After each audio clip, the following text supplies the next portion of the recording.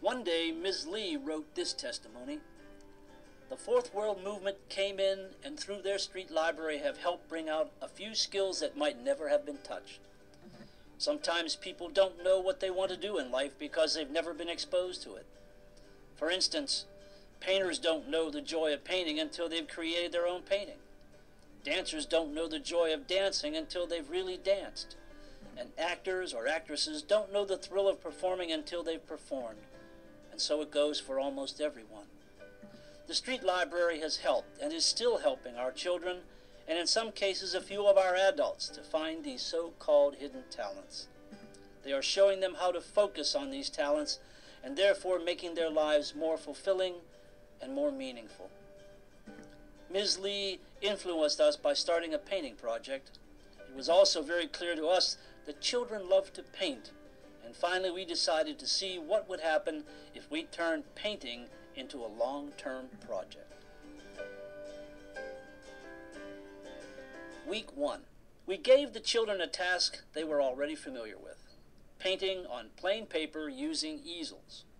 The only restriction placed on the kids was that they only had 4 colors to paint with: yellow, maroon, green, and brown. The most common question we heard was, "Where's the blue?"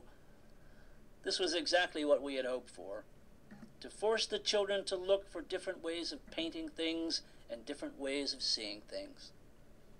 Janice, age 12, has been involved in the street library for many years and is one of a group of older children who attend the street library. With a little encouragement from Dennis, she made a beautiful still life painting of flowers, something along the lines of yellow daisies or black-eyed Susans in a maroon vase, and wanted them to be standing on a table. She had already used all 4 colors and wanted something different for the table. She asked Dennis for another color, but he just told her to think about another way to make the table look different.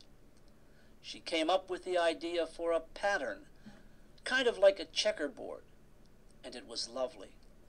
This from a girl who just a few years previous was notorious for never finishing a painting, but always ripping up her paper in frustration. Few things in the street library are more frustrating than seeing a child give up. Dennis tells a story of one time when he just couldn't take it anymore. Ricky, age 8, was beginning to experiment with his painting. He was beginning to do something different.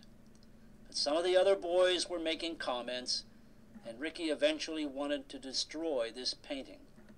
Dennis didn't want to let him do this and chased and yelled at Ricky so that he wouldn't rip up the painting. Luckily, Dennis ran fast enough to catch the piece of paper before Ricky destroyed it.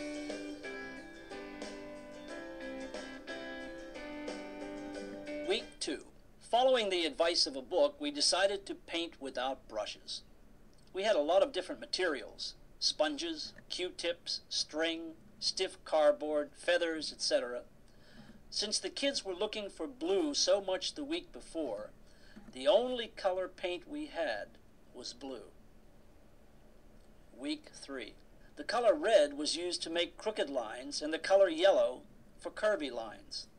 It took a while to get comfortable with the activity, and sometimes the kids had more fun finger painting using the plastic gloves than painting with cardboard or Q-tips. At one point, Jenny said, "Hey, we're painting with ketchup and mustard." Week 4. This week we tried pointillism, or dot painting. We thought it would be nice to have a display screen where we could have an exhibit of some of the previous paintings to show the kids, parents, and neighbors. Week 5. This week we applied pointillism onto a large sheet of paper. We had a bit of a rebellion. Things seemed to be going fine. The kids were following the directions, but then I had to make an emergency visit to a bathroom. When I got back, all of the kids were smiling together in a conspiratorial manner, and when I looked at the sheet, a large section was solid black. They had rebelled against my directions and were very happy about it. If we try to put too many restrictions on the children for too long, they do not appreciate it. From the following week on, it became a very different project. Some children were getting a bit restless. I tried to regain 7-year-old Antoine's interest by challenging him to make a color that would match a leaf he found on the sidewalk. Soon, other children were very interested in what we were doing.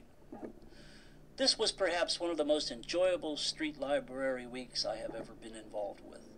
There were even several other adults around watching the activities. There was also an aspect of science or scientific experiments involved, and really, if I had to choose one word to describe the activities, it would be discovery. Week 7. One group tried to match objects found on the street like Dennis and Antoine had started doing the week before. The other group painted leaves on a large sheet of paper using soap oil paint. Week 8. It was now time to practice our skills by trying to copy some of the masters. We bought a few prints and a few postcards and let the kids look at them, either to try to copy them or just to be inspired. Week 9. We drew silhouettes of the children on large pieces of paper and asked the kids to display an emotion in their silhouette, like anger, happiness, etc. Then they painted this silhouette however they wished, and while they were painting, someone went around and asked them what emotion they were showing and what they had to say about it. Week 10. Party. At the end of the project, we wanted to show others what the children had done. The local public library let us use their basement for our combination party art exhibit. All of the children who had participated were invited, as well as their parents, and also many of the members of the community. Our goal is to go beyond just establishing the children's interest. We hope to affect their future. But how can we measure that? When a boy like Marcus, after struggling with books and words for several years, finally makes that breakthrough and learns how to read, how much of that is really the result of the street library? We read with Marcus many, many times, yet we never specifically tried to teach him to read. And we know that in his school there are teachers who specifically are teaching him the sounds of letters and words. Would Marcus have learned to read had he never been to a single street library? Most likely, yes, he would have. Would he have made the breakthrough when he did without the street library? That is the question, isn't it?